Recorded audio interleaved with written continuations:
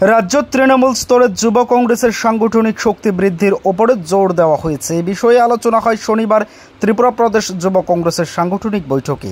এদিন প্রদেশ কংগ্রেস ভবনে হয় বৈঠক। উপস্থিত ছিলেন ত্রিপুরার দায়িত্বপ্রাপ্ত যুব কংগ্রেসের পর্যবেক্ষক শরীফা রহমান, সংগঠনের প্রদেশ সভাপতি নীলকমল সাহা সহ অন্যান্যরা। বৈঠক নিয়ে বলতে গিয়ে পর্যবেক্ষণে বলেন, ত্রিস্তর পঞ্চায়েত নির্বাচনে কংগ্রেসের বহু প্রার্থী সন্ত্রাসের কারণে মনোনয়নপত্রই জমা দিতে পারেননি। এরপরেও যেসব জায়গায় কংগ্রেস প্রার্থীরা মনোনয়নপত্র দাখিল করেছেন তাদের জয়ী করতে যুব কংগ্রেস কর্মীদের এগিয়ে আসার বিষয়ে আলোচনা হয়েছে। শনিবার ত্রিপুরা প্রদেশ কংগ্রেস ভবনে হয় সংগঠনের সাংগঠনিক বৈঠক। এদিন বৈঠকে সংগঠনের কর্মকর্তারা অংশ নেন। বৈঠকের উদ্দেশ্য হয়েছে যে আগামী পঞ্চায়েত ইলেকশন আছে, আর পঞ্চায়েত ইলেকশনের উদ্দেশ্য রাখে আমরা এখানে আজকে ডিসকাস করতে হয়েছে যে কীভাবে পঞ্চায়েতের প্রত্যেকটা সিট আমরা কংগ্রেসের পক্ষে আনতে পারি। যেহেতু আপনারা সবাই জানেন যে কী অবস্থা হয়েছে, ত্রিপুরাতে কংগ্রেসের অনেক প্রার্থী নমিনেশনে দিতে পারেনি।